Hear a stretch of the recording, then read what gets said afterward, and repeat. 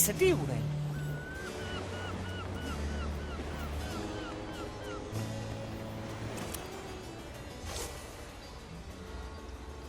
Navigator, a moment of your valued time, please. Sure, Quentin. Have you thought about my offer? Offer? What offer? When you first brought me back, I showed interest in the sword stuck in your ribs. I would pay you well. You serious? That sword is not for sale. Ah, if there's one thing my father taught me, it's that if anything is not for sale, it's up for trade. If there's nothing else to this conversation, I think I got somewhere to be. See ya. No, wait.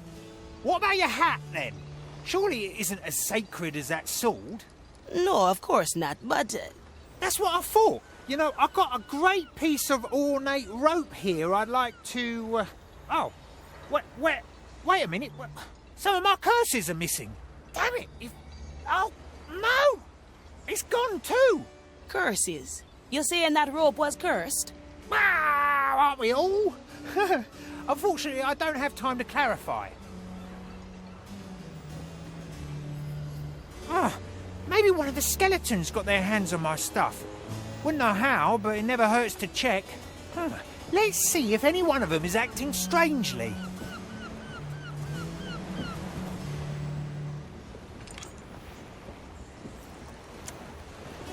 Nobody takes what's mine.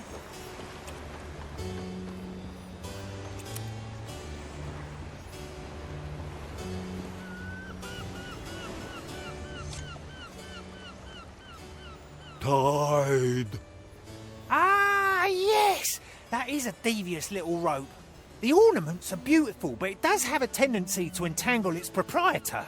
Good to have it back, but still not what I was looking for the most. Now, my skeletal friend, where did you get this? Rope. Ah! I'll have to ask the Marley if I want to find out more.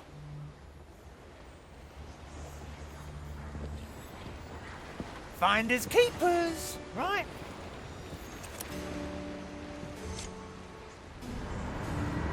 Marley? Quentin, what is it you want to buy from me this time? No, nothing. At the moment, I'm content with what I have. Or would be.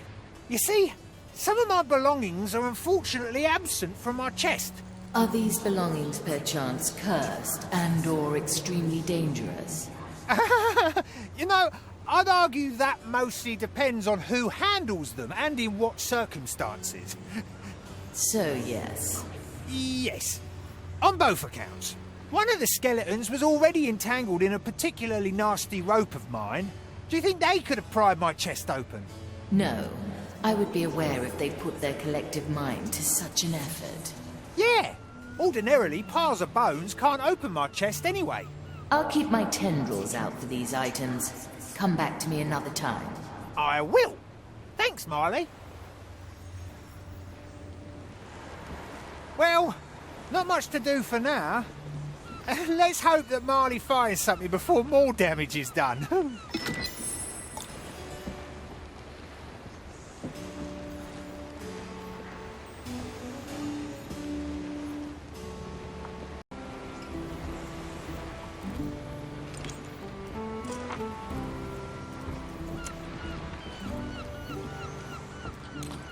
It will be dealt with.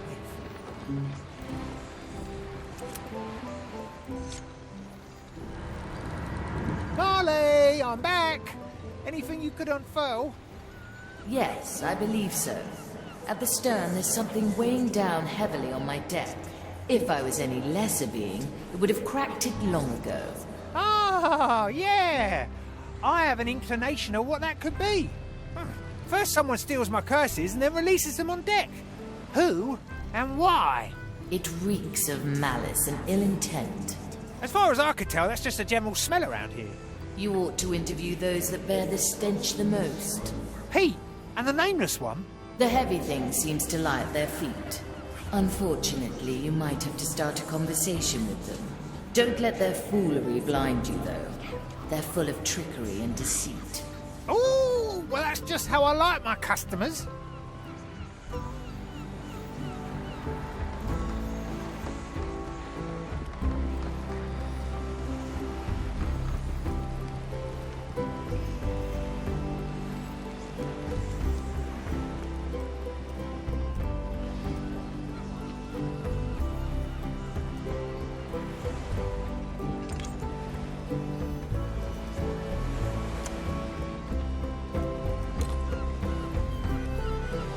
Finders keepers, right?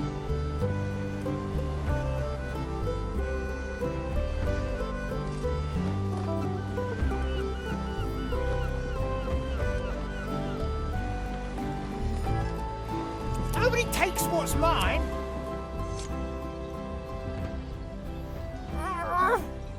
Oh, God. Ooh. I always forget how heavy that bag of feathers is. Quentin! Greetings, you two. What brings you here? Someone used the time I was without a pearl to take cursed artifacts from my chest. Pete? Do you think he's accusing us? Most definitely. Well, I did just find my special bag of feathers lying in front of you, so... Should we just tell him who actually put it here? All right. Go ahead, tell him, Pete. It was the raccoon. The what? He means the monkey. We don't have a raccoon here on deck, Pete. Good to know. Estelle? Well, thanks for your cooperation, fellas. Strangely helpful they were. Quentin, can you talk to me for a second? Yeah? If there is value, it's mine.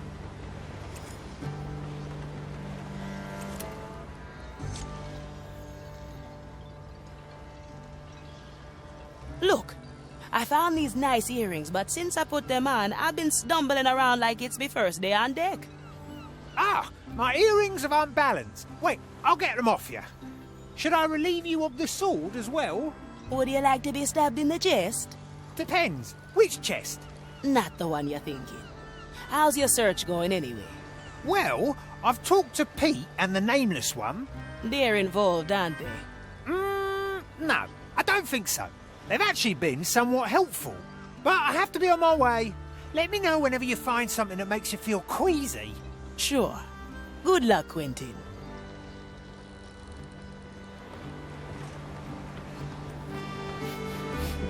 I can smell gold already.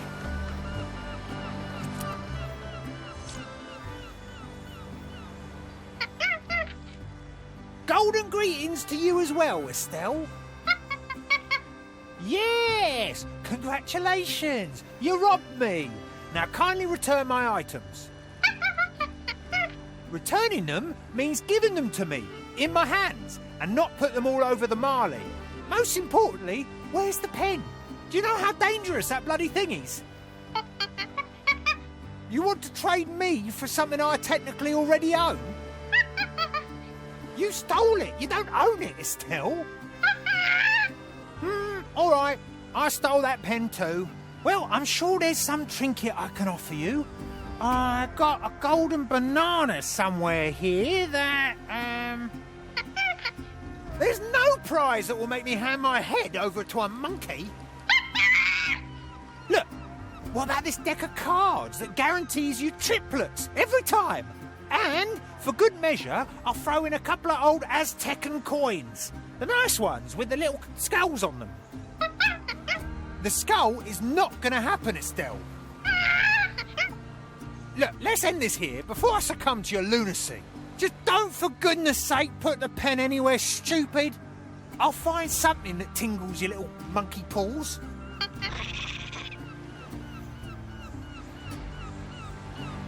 Well, I've got a conundrum here. No one has any authority over that little chip. Ah, come on, Quentin. You always found a way to barter yourself out of a pickle. Just give it some time. It's a deal, then.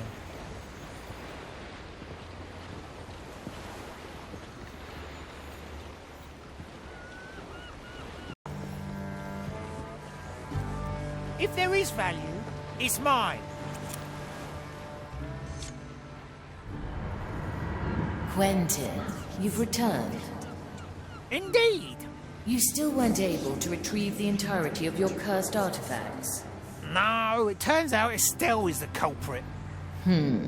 Not much one can do then. Can't you just tell her to give me my things back?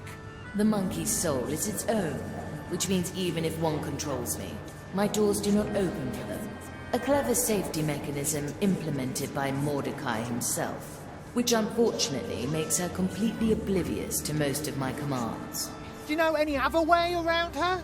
Yes, luckily for you, she's not without vice. On several occasions, Mordecai was able to adjust her perspective with certain treats he procured. And what were these treats made out of? For the same reasons I just told you, I have purged the precise recipe from my memories. But old Gertrude might still remember it. Gertrude? Remembers something? She will, if she has a good day. Maybe. Good luck. Ah!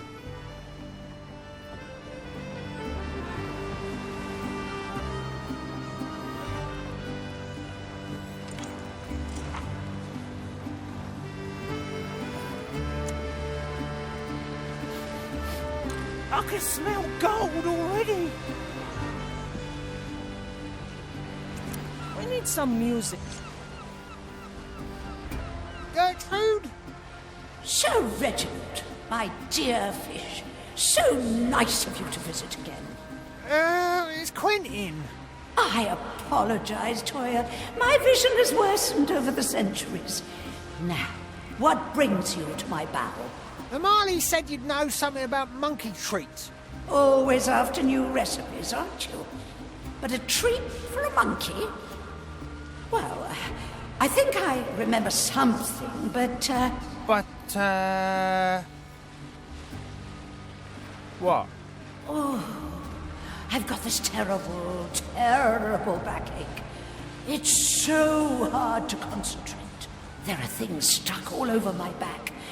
If you could just get rid of them, maybe I could remember a bit better. Oh, sure. Help an old woman out, will you? Are none of our skeletal servants All right, now. able-bodied enough to assist you? Finders keepers, right? Can't do that. Treasure fishing. Oh, yes. That's the spot. Nobody takes what's mine. Very good. There's just one left.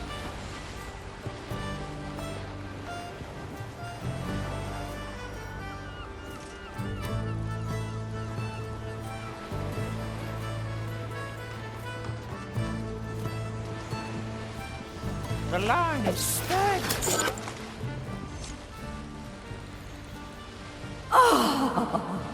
That was the one that was irking me the most. Oh, no wonder. There were patches of black moss stuck in between your ribs. Oh, splendid! That's actually one of the ingredients needed for the treats. And the other one?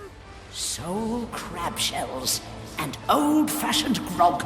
The monkey eats shells? I believe she just substitutes plates with them, feigning a refinement she most certainly lacks. So yes, black moss on soul crab shells, pickled in standard grog. That's what Mordecai used to make her do his bidding. I remember John's fish. Sir Reginald had a certain affection for those shells. Maybe he'll part with a couple of them. Send the fish my regards. Truly, one of the last gentlemen aboard this vessel. I can't talk to Sir Reginald unprepared. I have to think about what I can offer him for his soul crab shells. An offer I can't refuse.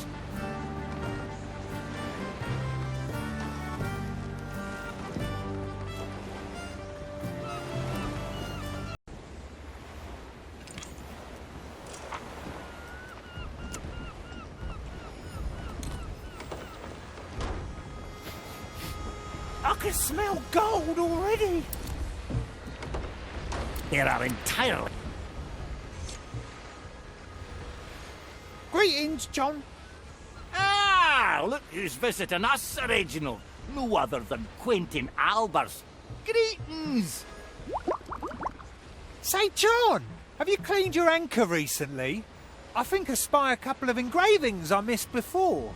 Told you, Quentin. It's just a plain old piece of metal that's stuck to my neck and allows me to jump around in the depths. But I'm sure you haven't come here only to get your osseous hands on my anchor again. Oh, now that you ask, I did actually come here for Sir Reginald. He's even less for sale than my anchor, Quentin. Yeah, of course. You told me that before. No, I'm here to ask something of him, not for him. Specifically soul crab shells. Sure. How many would you need? I've thought long and hard about what to offer you, and wait, hold on. What? You're just giving them to me? Ha! That "sir" doesn't stand for nothing, Quentin. Sir Reginald is a knight, not a trader. If there is somebody in need, he's there to help, even if you're not a fish. That's unexpectedly kind. Thank you, Sir Reginald. John, I owe both of you one. Ah, don't mind us. Just take them and do whatever needs doing. See you around. Ah, tell me, what did the monkey do? Plundered my fruit larder. Quentin, a skeleton has fallen overboard. I presume under the influence of one of your curses. Please see to it. Estella's hit again. Let's get to it.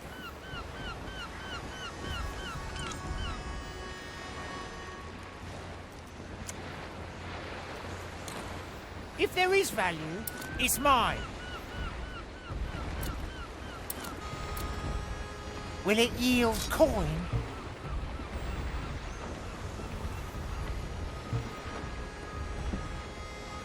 Let's reel them in. I'll hold on to what's mine.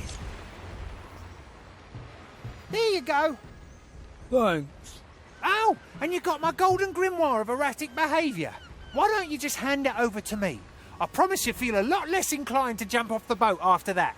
Here, Grim Mum. Grimoire, right. It's a nasty little bugger, but it's safe with me. Now, I was on my way to Peter Nameless for the grog.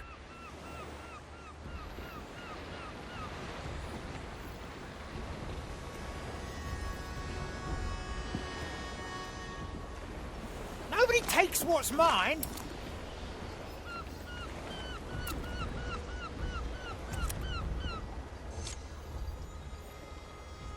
Golden greetings, you two. Quentin, I was wondering if you'd ever return. You think he's here for the grog? Huh?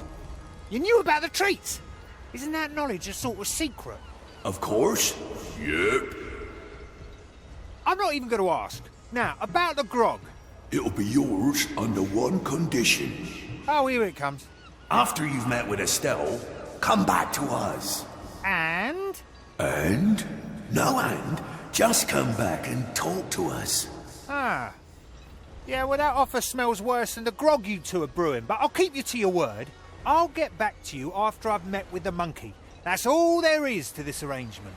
And? No ands, Pete. Now, the grog is between Pete's ribcage. Hey! I thought that was a raccoon. Again, nothing here is a raccoon, Pete.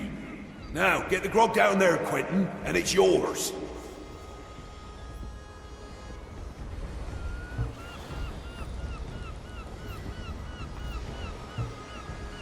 It will be dealt with.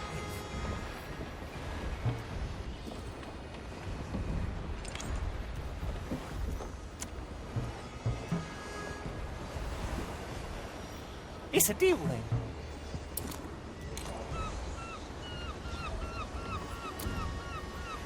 Nah. Can't do that. I can smell gold already. Cursed day. Good work, Quentin. Oh, and one more thing Gertrude might have forgotten to tell you. The raccoon, monkey, likes her meal practically pickled in grog. That's right, Pete. Just pour all of the grog over the stuff and leave it standing for a while. That'll give you the best chance. Thanks for the advice, I suppose. Ah, it seems I'll have to wait a bit longer then. Again, far too friendly for them two. But I'll take it. Let's drench that stuff in grog and then give it to Estelle in a while. Diamonds, rubies, emeralds.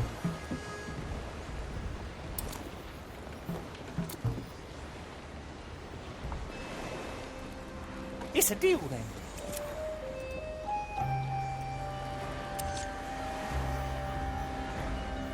Ah, Estelle! So we meet again! As I said, my skull is off limits, but I got something here that I heard you might fancy quite a bit too. Black moss on sole crab shells, pickled in, wait for it, grog. Now, I've collected all the treasures you returned on deck, and the only thing that's missing is the pen. No, thank you. I haven't been hungry in 7 years. All right, but once I've taken a bite, you'll give me the pen. Now, how am I going to regret this? You know, it doesn't taste too... Why have it... Ooh.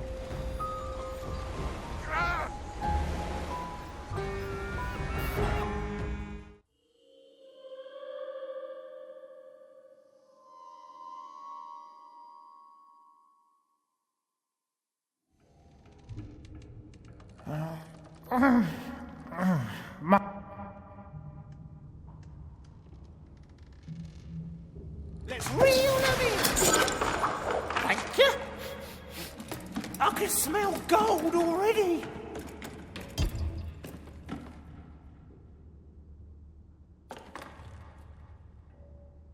Tight line. It's a deal then.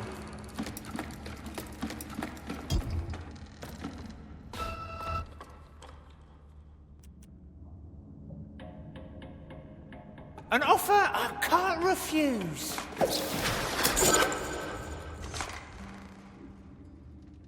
That's my head, thank you very much. Now please, hand me that pen. Careful waving it around like that, Estelle. That pen is really, really dangerous. You look at yourself, Estelle. The pen, now. Yeah, I'm glad you enjoyed the show. Now please be so kind and get me out of this place.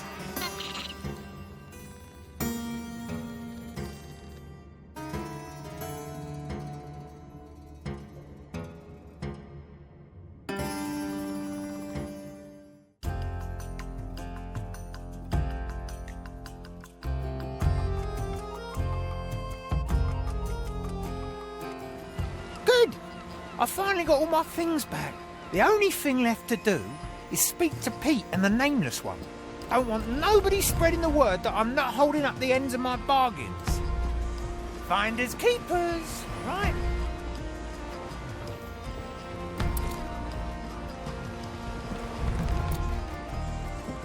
Will it yield coin?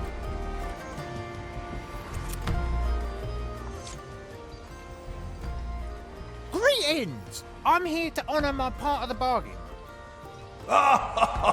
Estelle really did it. Hey, Pete, look. The gentleman is here to honour his bargain. Oh, indeed. That's really quite some... thing, Quentin. Oh, but it's not just Quentin. It's Lord Quentin of Stoutshire Brooks. Oh, it is. I'm sorry, my lord. I didn't recognise you there. Oh, that's all you wanted? Meet me again so you can spout your usual silliness. Oh, yes. And please make sure you visit Madame Gertrude of Brexter Castle as well. You know I'm not one to hand out freebies, but since you've been oddly helpful, I'll consider it. We're most obliged, Lord Quentin of Brundunderliski. But what? Oh, I don't even want to know. Let me leave.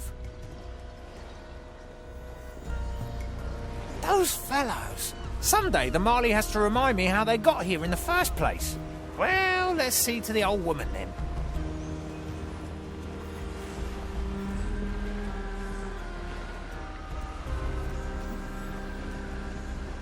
It's a deal then.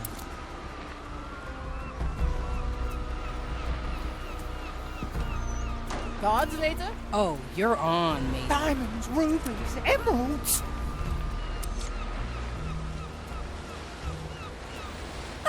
Ah, Quentin. It's so nice of you to visit. You so rarely come to my place. Ah, hello. What? Say that again. Well, you do rarely come. I can barely remember. No, I mean, you do recognise me. You realise I'm Quentin. Well, of course, Quentin. I've always had an eye for men with such pronounced facial hair as yours. Facial... Oh, that lumpy swash of latrine water. She could have blown my head into bits and pieces with that pen. Explains why the skullheads were acting all strange, too. Oh, I gotta give it to her. Estelle got me good this time. Estelle gave you that trim? Oh, maybe that monkey does have more taste than I thought. I'll have to have a pot of tea with her sometime. For now, why don't you stay here for a while? Yeah, I gotta sit somewhere and polish my skull anyway. So please go ahead, Gertrude. I've got quite some time to spare. And then they were going on and on about the amount of heads on my chest. They might think this is just vile decorum, but you can't imagine the strain the pitch of their voices put on my many ears. Ah, but I know that you do understand me, Quentin. Oh, besides, have I told you about the parrot droppings that have been infesting my left eye socket?